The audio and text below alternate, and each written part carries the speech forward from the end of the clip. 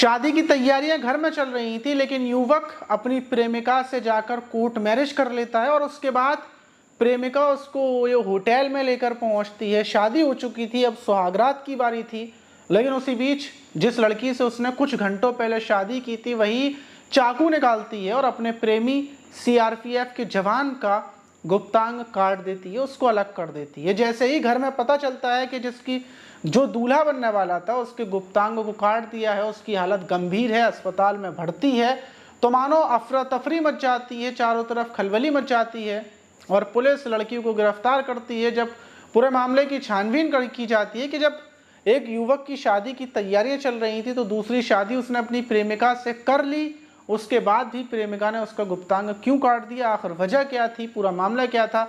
जब आप इस मामले को सुनेंगे तो आप हैरत में पड़ जाएंगे, क्योंकि इस टाइम पर ज्यादातर मामले ऐसे ही चल रहे हैं। लड़के लड़कियों से प्यार कर लेते हैं, प्रेम कहानी चल रही होती है और फिर दूसरी जगह शादी हो जाती है, सब कुछ ये आम चल रहा है। लेकिन इस पर नॉर्मल चीज में क्या हो सकता है वो आपको पता चलेगा। तो चलते हैं और जानते हैं पूरा मामला। तो दोस्तों, मेरा नाम माज है, उम्मीद है कि आप सब अच्छे होंगे, सुरक्षित होंगे। और अगर आपको हमारी वीडियोस थोड़ी बहुत ठीक ठाक लगती हो तो नीचे सब्सक्राइब वाला बटन दबाकर हमारे चैनल से ज़रूर जुड़ जाइएगा। और जो आज की घटना है वो बिहार के पटना की है। पटना का एक थाना है गांधी मैदान थाना, और उसी थाने का एक एग्जीबिशन रोड है, वहाँ पर 7 जून की दोपहर के टाइम एक कपल्स आते हैं, अंदर होटल लिया जाता है और होटल के अंदर कमरे में चले जाते हैं। अभी कुछ ही घंटे गुजरे थे कि अचानक से एक कमरे के अंदर से चीखने पुकारने की बहुत तेजी से आवाजें आ रही थी और जो उस रूम के अंदर लड़की थी वो बाहर निकलती है। स्टाफ कमरे की तरफ भागता है, कमरे से लड़की बाहर निकलती है, होटल स्टाफ अंदर जाता है क्योंकि जो युवक उस रूम के अंदर था वो तड़प रहा था, जमीन पर गिरा हुआ था, कमरे में खून ही खून था। जब जो स्टाफ देखता है तो जो युवक था उसको गुप्तांग काट दिया गया था और वहीं पर खून से तरबतर वो तड़प रहा था। इतने में लड़की वहां से फरार हो जाती है। फौरन होटल का स्टाफ एम्बुलेंस को फोन करता है, पुलिस को फोन करता है, पुलिस युवक को अस्पताल लेकर पहुंचती है। डॉक्टर से जब देखते हैं तो युवक का गुप्तांग सिर्फ उस पर लटका हुआ था, पूरे तरीके से काट दिया गया था। उसको जोड़ने की कोशिश की जाती है और खून बहने की वजह से युवक की हालत बेहद ज़्यादा गंभीर हो चुकी थी। उसको फौरन आईसीयू में ले जाया जाता है, सर्जरी वगैरह करना शुरू करते हैं डॉक्टर। अब डॉक्टर ये जानते हैं कि आखिर ये युवक कौन है। जब पुलिस युवक के बारे में जांच पड़ताल करती है, उसकी जो आईडी थी उससे पता करती है, तो पता चलता है कि जो ये युवक है ये शिवहर का रहने वाला है और ये सीआरपीएफ का जवान है। फौरन इसके परिवार वालों को सूचना दी जाती है, इसको अस्पताल में एडमिट कर दिया जाता है। इसकी हालत बेहद ज़्यादा गंभीर बनी हुई थी। जैसे ही फैमिली वालों को पता चलता है, फैमिली वाले आनन फानन में अस्पताल में पहुंचती हैं। जैसे ही अस्पताल पहुंचते हैं और पुलिस से बातचीत करते हैं, पुलिस को बताते हैं कि इस लड़के की, जो ये सीआरपीएफ का जवान है, इसकी शादी तो 23 जून को होनी थी, लेकिन इसका प्राइवेट पार्ट किसने काट दिया, बड़ा सवाल। अब जब पूरी जानकारी ली जाती है तो होटल का स्टाफ यही बताता है कि ये कपल्स थे, दोनों अपनी मर्जी से यहाँ पर आए थे। पुलिस लड़की के बारे में पता कर रही थी और जब उस युवक की, सीआरपीएफ के जवान की थोड़ी बहुत हालत ठीक ठाक होती है तो पुलिस उससे पूछती है कि आखिर क्या मामला था, वो लड़की कौन थी, ज़रा बताओ। जब उससे पूछताछ की जाती है तो सीआरपीएफ का जवान, जिसका नाम अजय था, वो बताता है कि मैं यही शिवहर का रहने वाला हूँ और मेरी छत्तीसगढ़ में ड्यूटी लगी हुई थी, छत्तीसगढ़ में मैं वहीं पर था, लेकिन यहाँ जो दरभंगा है वहाँ की एक लड़की से मेरी 3 साल पहले से प्रेम कहानी चल रही थी। वो दरभंगा की रहने वाली है लेकिन पटना में रहकर, वो हॉस्टल में रहकर पढ़ाई लिखाई करती है। प्रेम कहानी चल रही थी, मैं उससे मिलता था, हम दोनों एक दूसरे से प्यार करते थे, शादी की बातें भी हुई थी, सब कुछ हुआ था।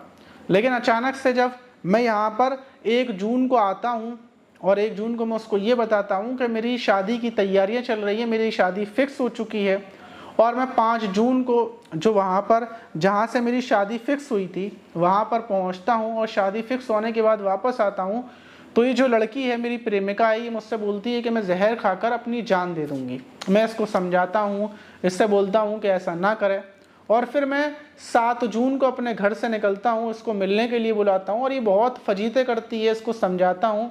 तो मैं इससे ये बोलता हूँ कि चल ठीक है, मैं तुझसे कोर्ट मैरिज कर लेता हूँ, मैं तुझसे प्यार करता हूँ, मेरी फैमिली वाले अलग शादी करेंगे लेकिन मैं तुझसे शादी कर लेता हूँ। और 7 जून को ही हम लोग कोर्ट मैरिज कर लेते हैं। कोर्ट मैरिज करने के बाद ये मानती नहीं है, ये बोलती है कि शादी को भी तोड़ दो।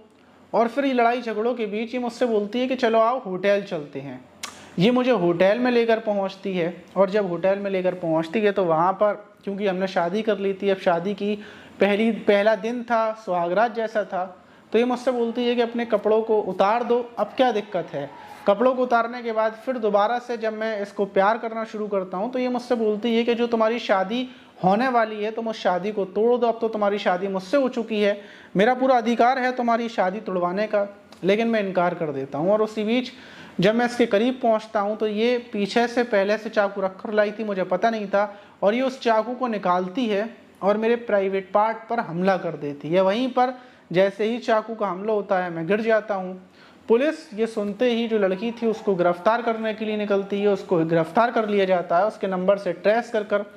अब लड़की ये बोलती है कि ये मुझसे जब से बात कर रहा है, जब से ये जहाँ मुझे बुलाता, मैं मिलने के लिए छत्तीसगढ़ भी चली जाती, इससे मिलने के लिए हर जगह जाती, इसको हर चीज़ दे रही थी, सब कुछ मैं इसके साथ कर रही थी, इतने सालों से मैं इसके साथ थी। लेकिन अब आकर जब शादी का वक्त आया तो कहीं और शादी कर रहा है। ये बोल रहा है कि ये मेरे लेवल की नहीं है, मेरा परिवार मानेगा नहीं। तो अगर ये सब तुझे शादी नहीं करनी थी मुझसे तो पहले से ही तू मुझे छोड़ देता, तू इतने साल तक मेरे साथ क्यों रहा, ये लड़की बोलती है। पुलिस लड़की की बात सुनती है, लेकिन अब किया क्या जा सकता है। पुलिस ने, जो लड़की थी उसने कानून के खिलाफ जाकर, कानून का पालन तोड़कर गलत रास्ते को चुना था, इसलिए पुलिस उठाकर लड़की को जेल भेज देती है। अगर लड़की ये सब कुछ करने से पहले, प्राइवेट पार्ट काटने से पहले थाने पहुंच जाती तो हो सकता है पुलिस खुद उस लड़की की शादी करा देती। फिलहाल में हमारी तरफ भी एक ऐसा ही मैटर हुआ था, एक लड़के के साथ लड़की थी, लड़की पुलिस में गई और उसके बाद दोनों की शादी पर समझौता हो गया, शादी पर फैसला हो गया। तो इसलिए गलत रास्ते से बेहतर है कि आप सही रास्ता चुनें।